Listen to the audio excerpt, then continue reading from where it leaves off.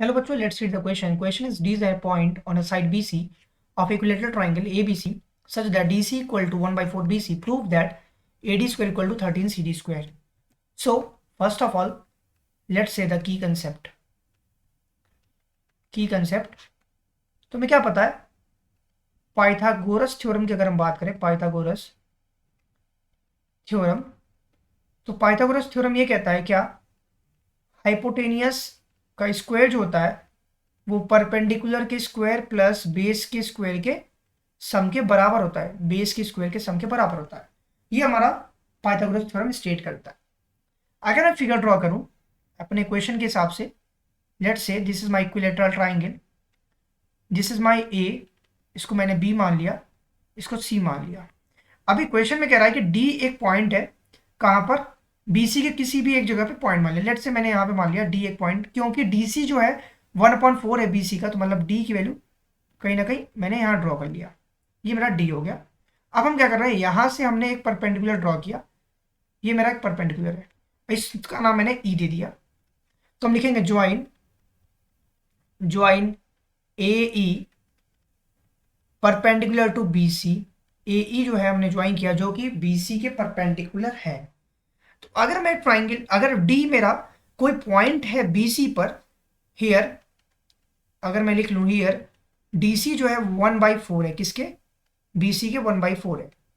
सो अब हमें क्या करना है, प्रूफ करना है A D square equal to 13 C D square है। कंस्ट्रक्शन से हमने ड्रॉ भी कर लिया, अब हम प्रूफ पर आते हैं, प्रूफ पार्ट में आते हैं। तो अगर हम प्रूफ की बात करें तो हमें क्या पता है, for for equilateral triangle, equilateral triangle के लिए, क्योंकि ट्राइंगल इक्विलेटरल है, दी हाइट, जो हाइट होती है, एल्टीट्यूड की बात करें, height perpendicular to B C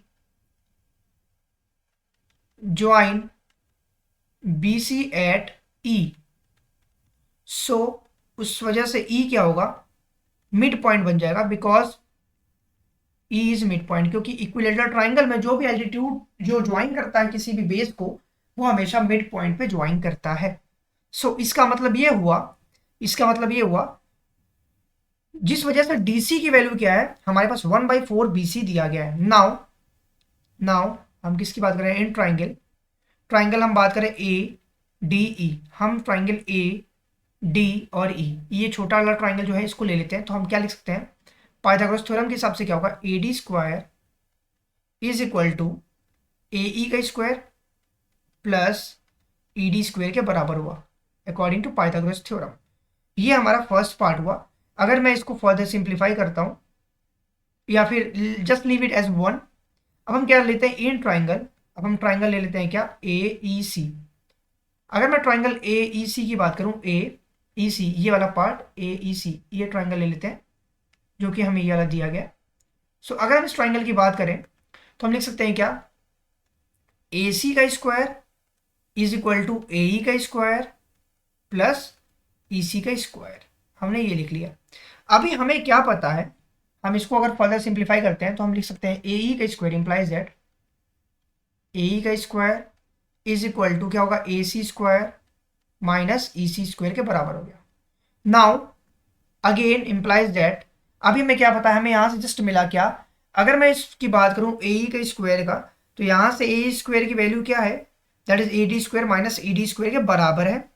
and second important thing that, तो हम यहाँ से इसको सिंप्लीफाई कर सकते हैं, here from first A E square की जगह हम क्या लिख सकते हैं, this will become A D square is equal to क्या होगा, A C square minus E C square को एज इट इज लिख लेंगे, और यहाँ पे क्या आ जाएगा, प्लस ई डी स्क्वायर होगा। ओके, क्योंकि फ्रॉम फर्स्ट हमने क्या लिखा, फर्स्ट के हेल्प से हमने क्या लिखा, ए ई स्क्वायर, क्योंकि हमने ए ई स्क्वायर को हमने चेंज किया, उस ए ई स्क्वायर की जगह हमने क्या लिखा, that is A D square minus A D square minus E D square होता है, ये हमने लिख लिया। तो इसके हेल्प से हमने इसको सिंप्लीफाई किया। अगर इसको फर्दर सिंप्लीफाई करते हैं, what, A D square is equal to A C square minus E C square, ये लिख लिया, plus E D square as it is what I am writing it here. अगर हम इस पर्टिकुलर फिगर में जैसे यहाँ पे हमें ए डी स्क्वेयर जो हमने लिखा है, let us talk about the particular concept. तो इस पर्टिकुलर पॉइंट पे हम क्या कर सकते हैं, हमें यहाँ पे दिया है क्या, सिंस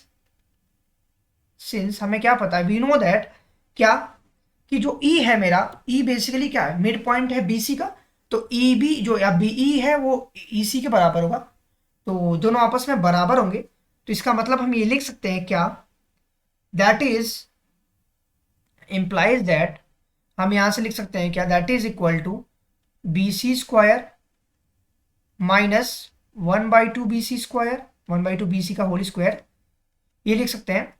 और साथ ही साथ क्या लिख सकते हैं, ई डी स्क्वायर।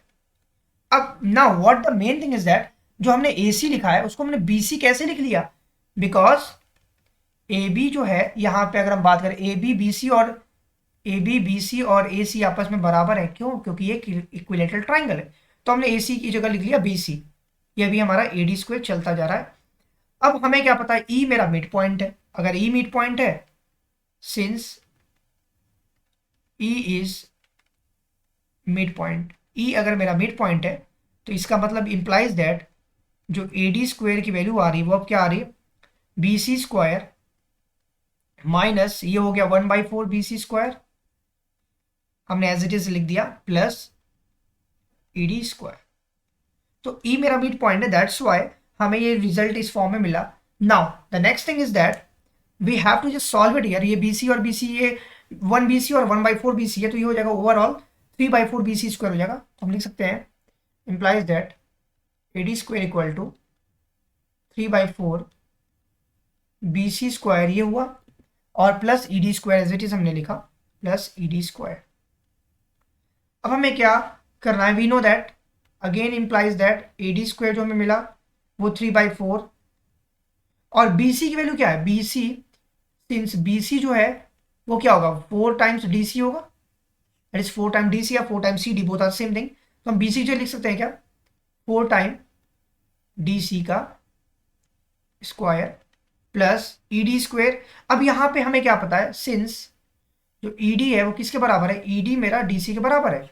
वो कैसे पता चला, बिकॉज ई डी जो है, ये ई डी वो डी सी के बराबर है, because both are the midpoints, because D is basically the midpoint, that is the median part. So यहां से now what we have to do it now, अब हम क्या कर सकते हैं, यहाँ ई डी की जगह हम लिख सकते हैं क्या, प्लस डी सी स्क्वायर। सो अगर मैं इसको सॉल्व करता हूँ, ये हो जाएगा 3/4, और ये 4 का square that is 16, D C square हो गया, प्लस डी सी स्क्वायर, 4 से और 4 टाइम्स में कैंसिल आउट हुआ, तो ए डी स्क्वायर की वैल्यू क्या आई, 3×4 = 12 डी सी स्क्वायर प्लस एक डी सी स्क्वायर पहले से दिया गया है, implies दैट जो ए डी स्क्वायर की वैल्यू आई that will be become 13 D C square, और या फिर हम लिख सकते हैं A D square equal to 13 C D square, both are the same thing. So this is a required answer. Hope you understand it well. Best of luck. Thank you.